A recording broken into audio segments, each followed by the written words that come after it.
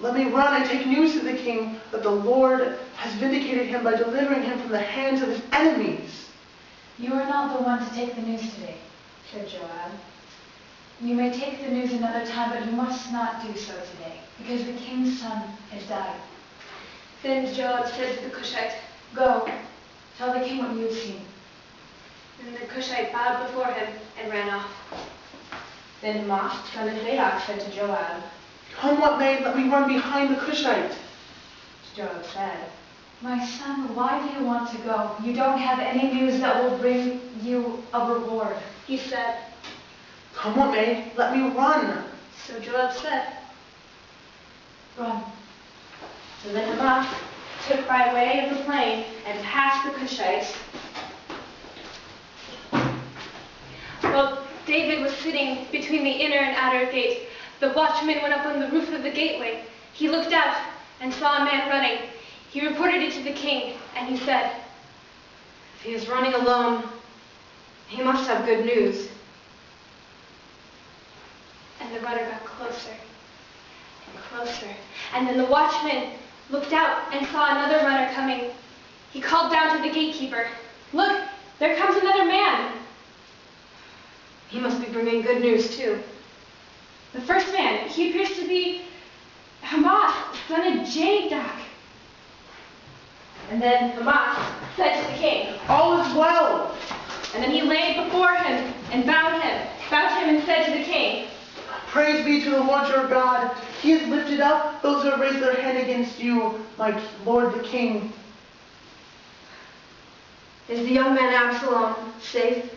Asked the king.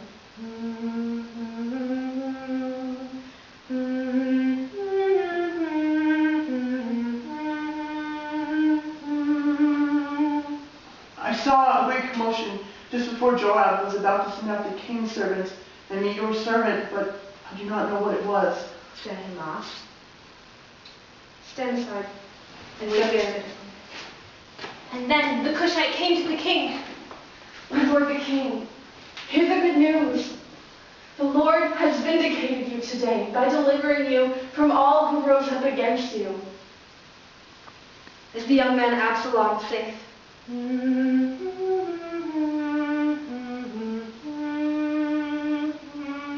The Cushite replied, May the enemies of my lord the king and all who rise up to harm you be like that young man.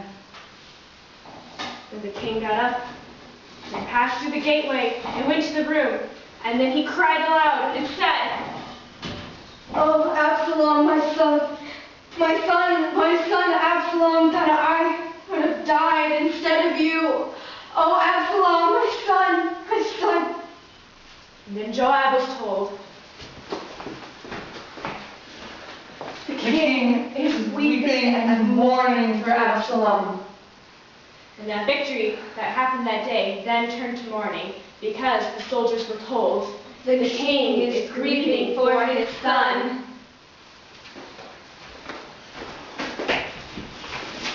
And then the men stole into the cities like departers do, and the king buried his face and cried, Oh, my son, Absalom, my son, Absalom.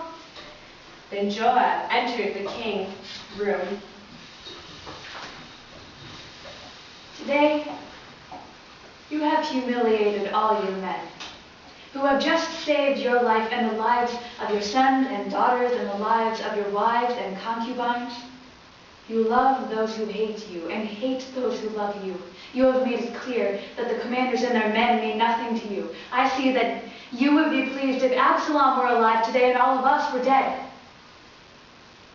Now go out and encourage your men. I swear by the Lord, if you do not go out, not a man will be left with you by nightfall. This will be worse for you than all the calamities that have come upon you from your youth until now. And then the king got up from his room, and he went to the gateway, and he took a seat there. And then the men were told, The king is in the gateway. And they went before him.